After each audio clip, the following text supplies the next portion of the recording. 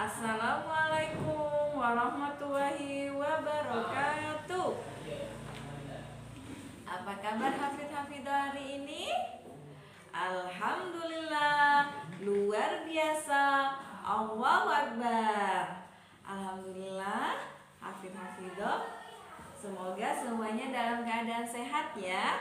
Hari ini kita akan belajar akidah akhlak. Sebelum kita mulai pelajaran, kita berdoa terlebih dahulu. Istiqdadan, duduk siap, doa, tangan diangkat, kepala ditundukkan, berdoa dengan khusyuk abata. A'udzu billahi minasyaitonir rajim. Bismillahirrahmanirrahim.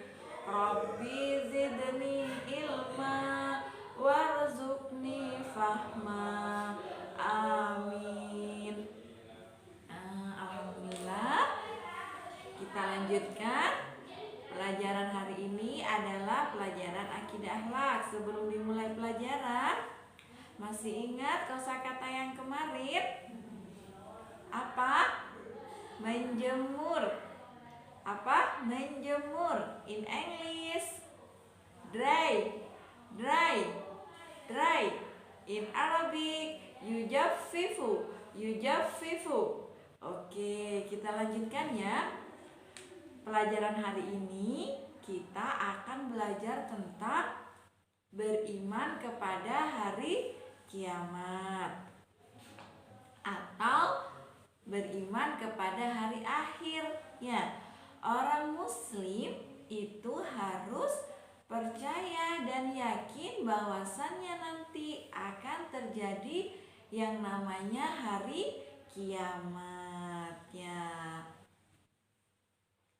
Ada yang sudah tahu apa itu hari kiamat? Ada yang sudah tahu belum? Nah, hafid-hafidah pasti sudah hafal kan?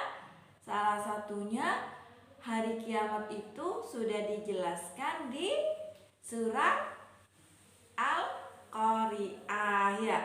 Al-Qari'ah. Ya, apakah itu hari kiamat ya? Mal Qari'ah wa ma adraka mal Qari'ah ya. Nah, di situ dikisahkan bahwasannya hari kiamat itu adalah hari di mana manusia itu berterbangan seperti bulu-bulu katanya. Bumi-bumi itu berputar sudah tidak pada porosnya. Nah, hafid-hafidah kan kalau bangun tidur pagi-pagi sudah melihat matahari terbit dari mana? Terbit dari arah timur ya. Kalau sudah hari kiamat nanti datang, sudah tidak akan terbit di arah timur lagi, tapi sebaliknya ya. Allah sudah menciptakan banyak planet ya, dan juga adanya bumi ini, semuanya itu berjalan, Allah yang mengaturnya. Nah, tatkala nanti pada hari kiamat akan terjadi, itu berantakan, sudah tidak berjalan pada mestinya. Jadinya dunia akan hancur. Pada saat itulah dinamakan hari kiamat, yang mana hari dimana dihancurkan dunia dan seisinya. Setelah itu manusia akan dihidupkan kembali dan diminta pertanggungjawabannya ya. Kalau orang yang beriman, orang muslim itu percaya kalau hari kiamat itu akan terjadi, dan nanti setelah hari kiamat tiba, setelah itu semua manusia akan diminta pertanggungjawabannya. Hafid-hafidah, waktu hidup lagi ngapain aja ya? Apa berbuat baik, apa berbuat jahat ya, semuanya nanti akan dicatat oleh malaikat ya, dan ditanyakan, dan nanti akan diminta pertanggungjawabannya. Nah, sekarang kita akan lanjutkan. Ada tanda-tanda hari kiamat. Nah, hari kiamat itu ada tanda-tandanya ya. Kalau sudah terjadi hari kiamat yang besar, itu salah satu tandanya adalah munculnya Dajjal. Siapakah Dajjal itu? Dajjal itu pemimpinnya orang kafir ya. Dia bermata satu, matanya satu. Dia orang yang perusak ya. Nanti akan muncul Dajjal. Nah, setelah munculnya Dajjal, turunlah Nabi Isa. Nah, siapa yang kemarin masih ingat sirahnya tentang Nabi Isa ya? Nabi Isa itu diangkat oleh Allah ya ke langit. Nah, nanti pada akhir zaman tatkala akan datang hari kiamat, Nabi Isa itu diturunkan oleh Allah ya untuk membantu kaum muslimin memerangi Dajjal. Ya, yang selanjutnya ketiga keluarnya Ya'juj dan Ma'juj ya. Yang selanjutnya yang keempat munculnya dabbah. Apa itu dabbah? Munculnya hewan-hewan melata ya. Bahkan hewan-hewan melata itu keluar ada yang bisa berbicara ya. Nanti akan muncul itu pada hari akan datangnya kiamat. Yang selanjutnya terbitnya matahari dari tempat terbenamnya. Berarti matahari terbit dari mana kalau hari kiamat itu akan datang? Terbit dari arah barat ya. Nah, yang terakhir adalah kemenangan orang Islam atas orang kafir ya. Jadi nanti pada hari kiamat akan datang, setelah munculnya Dajjal itu akan dimenangkan oleh orang Islam ya.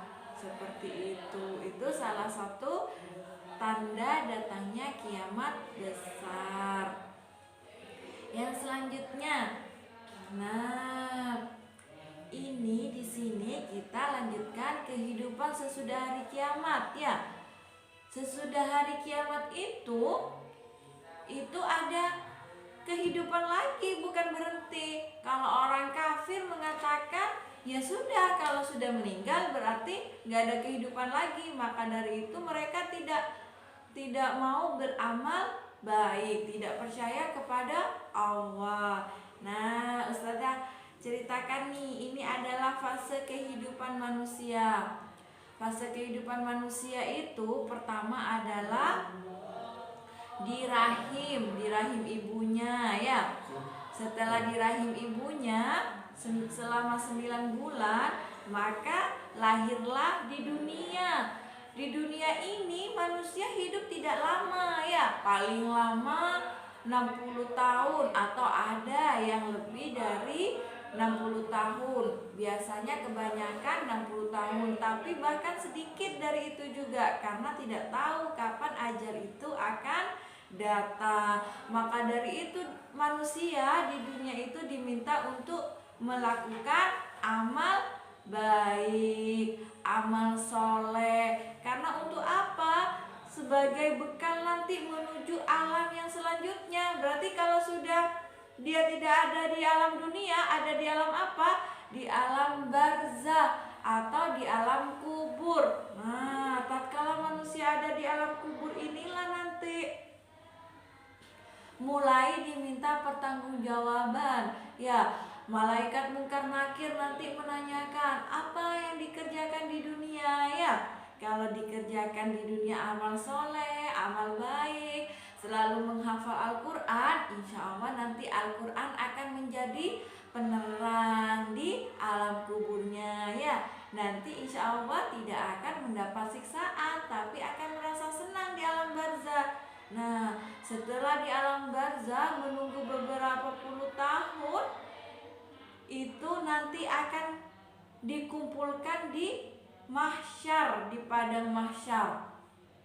Semua manusia nanti akan dibangunkan, dikumpulkan di padang mahsyar, mulai dari umatnya Nabi Adam sampai umatnya Nabi Muhammad ya. Berarti kita nanti tahu ya betapa banyaknya ya. Kita bersyukur menjadi umatnya Nabi Muhammad karena mendapatkan syafaatnya. Dan pada hari itu umatnya Nabi Muhammad yang pertama kali akan dihisap ya. Dihisap. Nah, setelah dikumpulkan di padang mahsyar, nanti ada yang namanya yaumul mizan ya, yang mana hari itu adalah hari ditimbang. Semua manusia itu ditimbang. Kira-kira baik mana ya, perbuatan baiknya atau perbuatan buruknya?